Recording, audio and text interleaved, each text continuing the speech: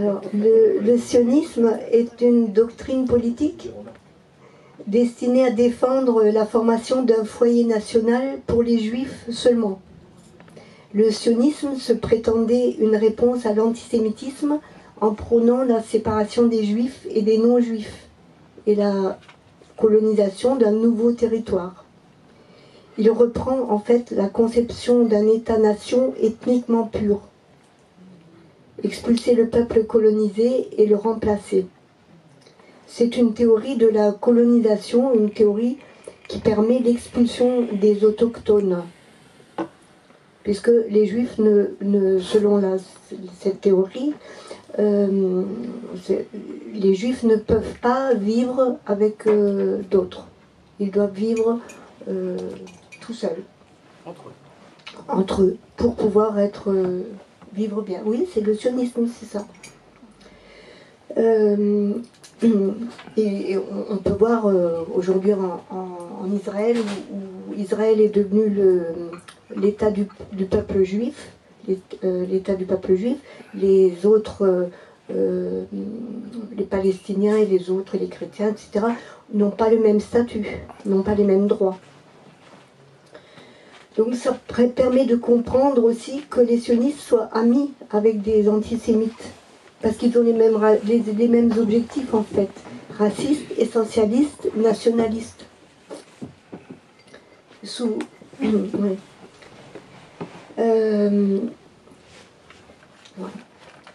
Alors ce que je voudrais donner un petit peu, c'est dans l'histoire aussi. La théorie de séparation, en fait, est une théorie de guerre, une théorie guerrière, parce qu'elle écarte les autres. Les juifs ne peuvent vivre avec personne. C'est une théorie suprémaciste qui a conduit à l'établissement d'un état d'apartheid colonial. Et aujourd'hui, un état génocidaire de la population de Gaza. C'est ce qui permet de comprendre comment on peut en arriver là, en fait. Parce que c'est difficile de comprendre comment est-ce qu'un peuple peut arriver à ça, à cette extrémité.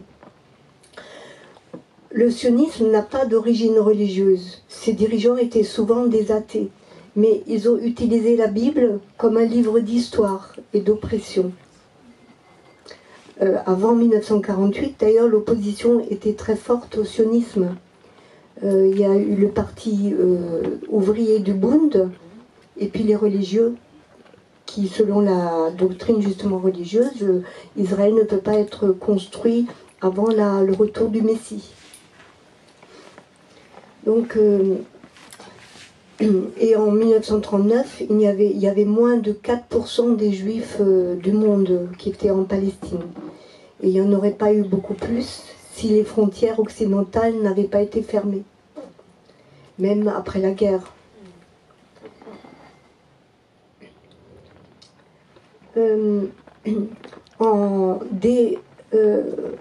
Alors on peut dire que Israël, qui a été fondé en 1948, ses bases ont été fondées bien avant.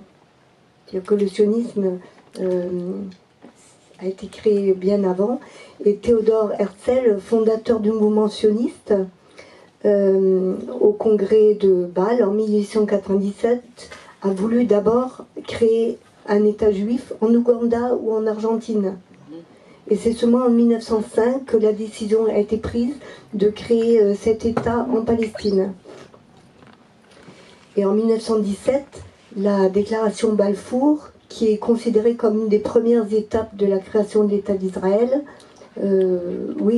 est postérieure en fait à la création d'organismes étatiques juifs. Pas encore israéliens, mais juifs.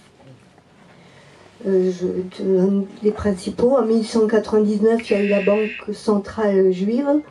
En 1901, le KKL, dont l'objectif était d'acquérir des terres, d'acheter des terres, d'en prendre le plus possible. En 1920, la Histadrut, le syndicat juif, qui défendait le travail juif. C'est-à-dire, il ne défendait pas les Palestiniens. En 1920, il y a eu la première armée aussi, donc c'est bien avant 1948, la Haganah. En 1929, l'agence juive, et puis les groupes terroristes qui ont été créés aussi, comme l'Irgun, le Lehi, etc. Pour revenir à la déclaration Balfour était une lettre ouverte datée du 2 novembre 1917 et signée par Arthur Balfour, qui était secrétaire d'État britannique aux affaires étrangères.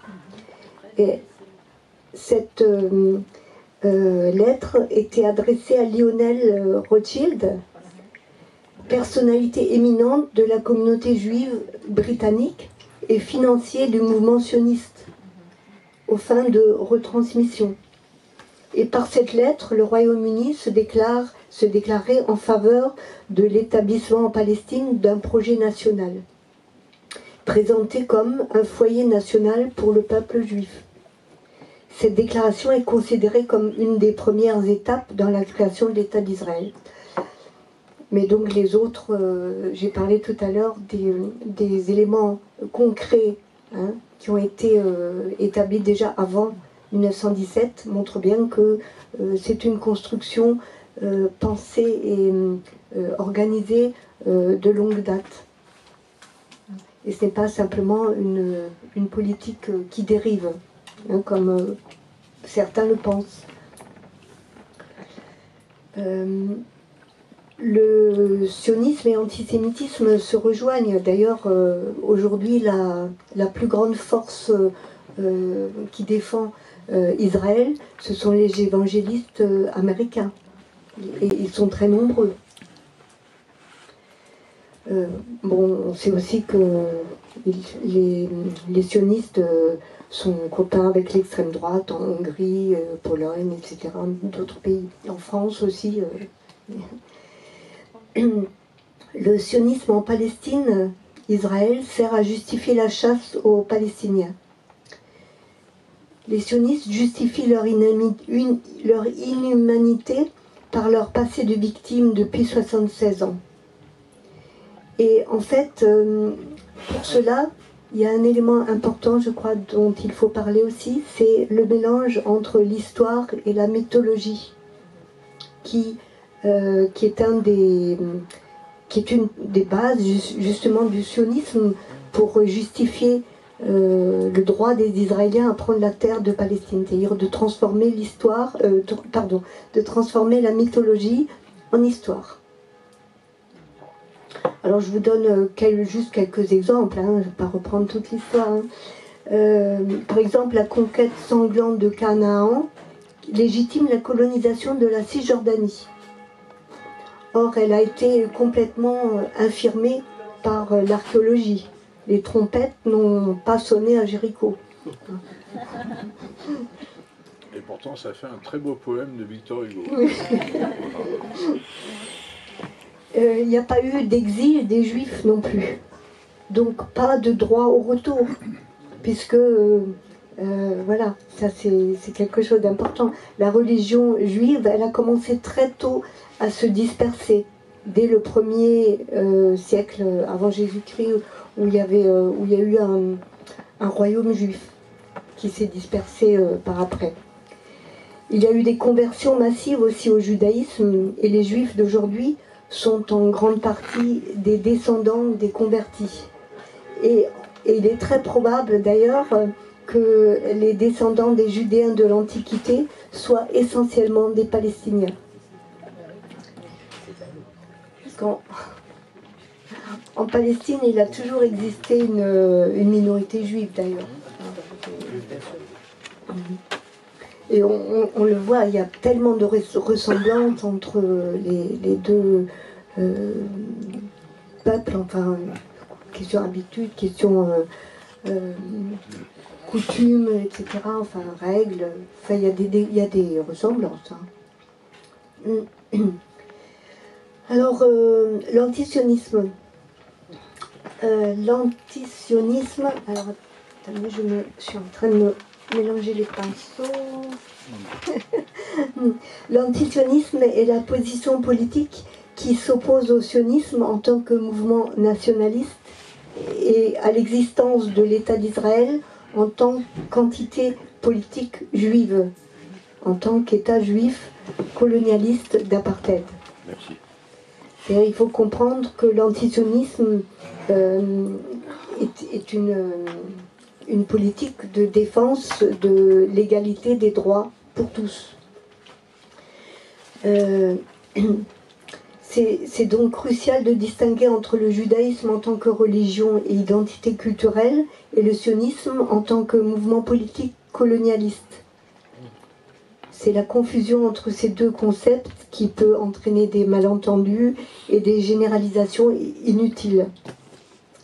La critique d'Israël en tant qu'État n'est pas de l'antisémitisme.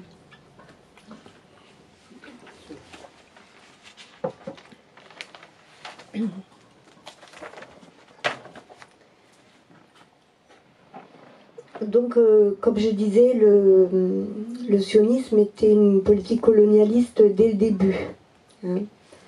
Même si beaucoup l'ont compris ou l'ont vu comme une réponse au massacre, au pogrom, à tout le mal qui a été fait aux Juifs tout le long des siècles. C'est pour ça que j'ai donné quelques exemples historiques pour qu'on voit la pérennité de ces attaques. Les Palestiniens, ce qu'il faut ajouter aussi tout de suite, c'est que les Palestiniens n'ont rien à voir avec l'antisémitisme. Ils n'ont rien à voir avec les discriminations, les pogroms qui ont été faits contre les Juifs, alors qu'aujourd'hui, c'est eux qui sont accusés de tous les maux et victimes de génocide. En France aussi, il y a une convergence entre le Rassemblement national, l'extrême droite et les sionistes. Il y a une convergence sur l'islam radical, sur l'islamophobie. Sans dépassement, sans rupture avec le sionisme, il n'y aura pas de paix durable. Et en France, l'industrie de l'antisémitisme permet de faire tout passer à Israël. Alors que c'est un pays qui est basé sur un crime, l'expulsion des Palestiniens, et un vote de l'ONU à qui on n'a jamais rien demandé aux Palestiniens. Ça a été un vote qui a été imposé.